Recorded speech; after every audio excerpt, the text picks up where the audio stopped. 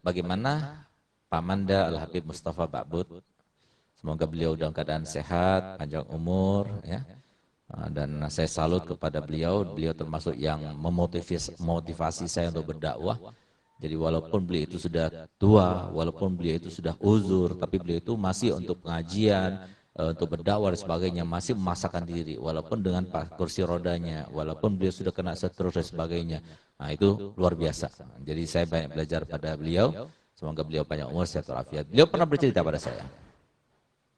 Suatu waktu, ketika terjadi di dalam keluarganya itu khitanan, dia bertanya dan meminta, memohon kepada ayahnya, ya ayo kita ngundang pencak silat. Jadi dulu di masa lalu itu pencak silat itu hiburan itu.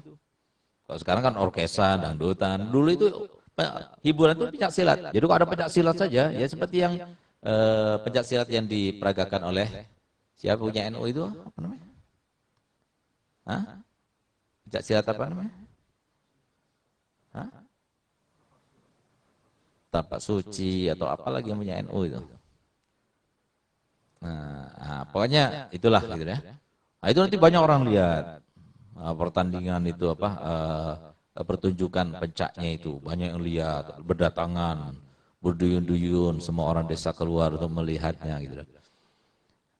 Katanya Habib Mustafa begini kepada abahnya, Habib Muhammad bin Thohir itu adalah seorang alim, seorang habib, seorang wali yang datang langsung daripada Hadramaut ya. Dan beliau itu tinggal di sana jauh di desa Pelem, di Kediri, di pelosoknya. Kalau dia itu mau cari kehidupan yang menyenangkan, maka dia itu tidak mencari pelosok itu, tapi dia itu justru tinggalnya di pelosok. Suatu waktu rumahnya itu kan terbuat dari gedek, bukan terbuat daripada batu. Ya. Suatu waktu beliau itu didatangi oleh salah satu muridnya yang kaya raya, punya toko emas.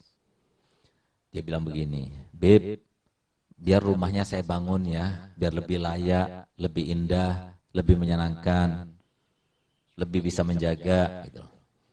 Apa kata beliau? Jangan Ji, ini sudah cukup. Yang penting saya hidup, gak punya hutang sudah cukup. Gitu. Masya Allah, coba kalau kita dia tawarkan seperti itu. Ya bolehlah. Gitu. Tapi lihat bagaimana beliau. Nah, ketika putranya Al-Habib Mustafa ini meminta izin kepada Al-Habib Muhammad bin Thohir, ayahnya, untuk membuat suatu acara, apa kata beliau? Kalau kita itu ngundang puncak, itu cuma kita bermodalkan air saja, kita kasih air saja, sama teh, sama kopi aja gitu. Jadi nggak banyak modal kita.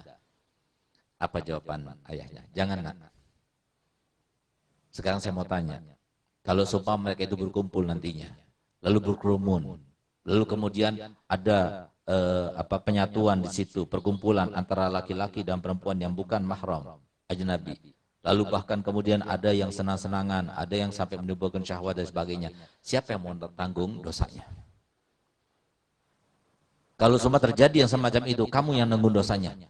Sampai ada yang pacaran, sampai ada yang berzina, naudzubillah, kamu yang nanggung dosanya. Sampai hari kiamat, kamu yang nanggung dosanya. Masya Allah, coba lihat bagaimana. Nah, coba kita semuanya seperti Habib Muhammad bin Thohir yang beriman dan bertakwa, itu kan luar biasa. Jadi memikirnya itu sangat jauh, pandangannya itu sangat jauh. Jadi kalau semua saya membuat acara pernikahan ini, walimah ini, kemudian ternyata di situ ada dangdutannya, di situ kumpul laki perempuannya, di situ ada musik-musik yang diharamkannya. Nah, apalagi kadang-kadang pengantinnya itu duduk sejajar, lalu banyak dilihat oleh laki-laki dan sebagainya yang bukan mahramnya, yang nggak boleh melihatnya, memandangnya. Nah, maka dosa itu semuanya ditanggung oleh Sahibul Bait. Siapa Sahibul Bait ya? Suami. Lalu siapa? Keluarganya suami. Kalau seorang istri yang mau mengadakan, ya istrinya.